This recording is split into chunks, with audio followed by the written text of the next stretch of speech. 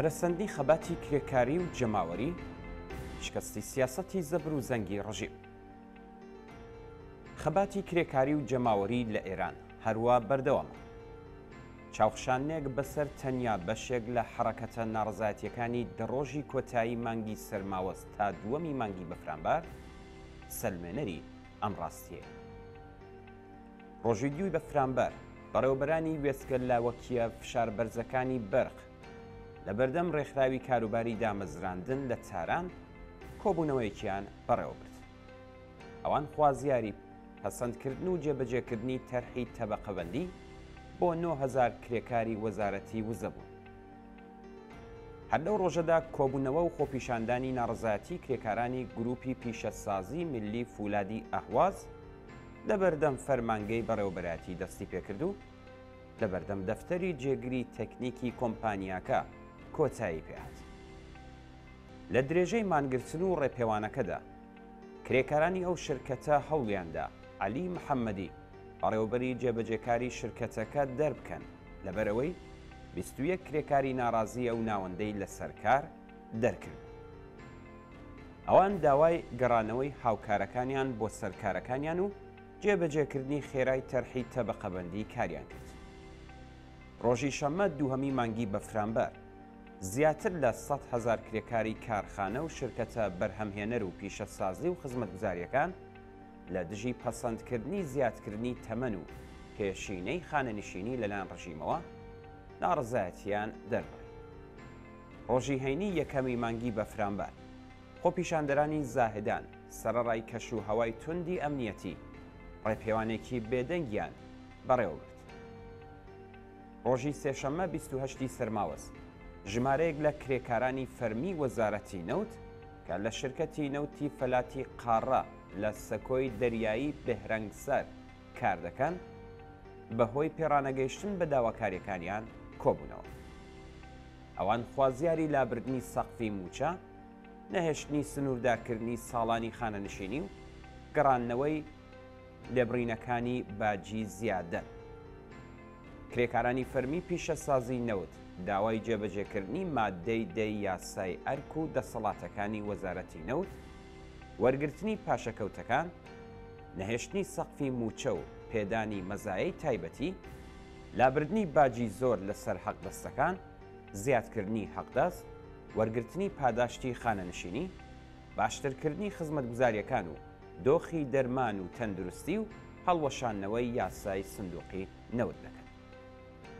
ڕۆژی دووشەممە 27 سەرماوەست کۆمەڵێک لە خانەنشینانی بەشی پەیوەندیەکان لە چەند شار و پارێزگا لەوانە تاران، تەورێز، ڕەشت، هەمەدان، گوڵستان، فارس، کوردستان، کرماشان، خوزستان، ئیسفەهان، هورمزگان، خوراسانی باکوور، مازندەران، ساری، بروجێرد، زەنجان، بەندەرعەباس، عێراق، هەمەدان، ورمێ، زاهیدان، لۆڕستان، ئەردەبیل و چەند شاری دیکە لە ناڕزایەتی بەرامبەر بە جێبەجێ نەکردنی داواکاریەکانیان لەوانە جێبەجێکردنی تەواوی یاسا و ڕێساکانی کارمەندی و دامەزراندنی ساڵی 89 و چارەسەرکردنی کێشەی بیمەی تەندروستی جارێکی تر لە بەردەم شرکەتی مخابراتی شارەکانیان کۆبوونەوە.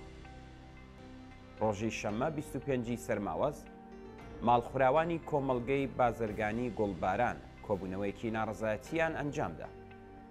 ڕۆژی یەکەمی بەفرامبار وەک هەموو ڕۆژانی هەینی ژمارەیەک لە کارمەندانی ئەمەلیاتی و فەرمی شرکەتی نەوتی فەلاتی قاڕە لە لاوان کۆبوونەوەیەکیان بەڕێوە برد.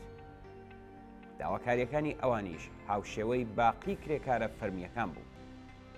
ئەوان هەڕەشەیان کرد کە لە ئەگەری لانەبردنی ئەو زوڵم و ستەمە ئاشکرایە ئەم مەسەلەیە لێکەوتەی نەرێنی جددی بۆ سەر بەرهەمهێنان و ئەمبارکردن و هەناردەکردنی نەوت و گاز وەک سەرچاوە سەرەکیەکانی سەروەت و سامان دەبێت.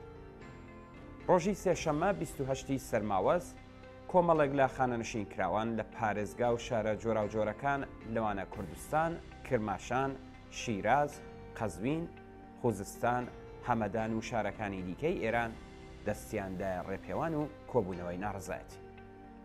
خانەنشینان بەرامبەر بە جێبەجێ نەکردنی تەرحی یەکسانکردنی حەقدەست و مەزایەکان پەرەسەندنی کێشە ئابوووریەکان، نەبوونی پاڵپشتی بیمەی تەندروستی تەکمیلی و بێبەشبوون لە پەیداویستیە سەرەتاییەکانی ژیان ناڕازی.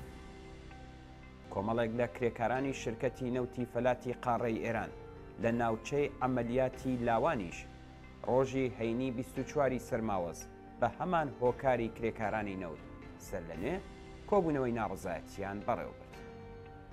ڕۆژی چوارشەممە 22 سەرماوەز کۆمەڵێک خانەنشینی شرکەتی نەوتی ئیسفەهان لە ناڕزایەتی بە کێشەی بژێوی ژیان و هەڵاوسان و گرانی نرخەکان لە وڵاتدا کۆبوونەوە و خوازیاری زیادکردن و یەکسانکردنی موچەی خانەنشینی و بیمەی تەندروستی بێبەرامبەر بوو.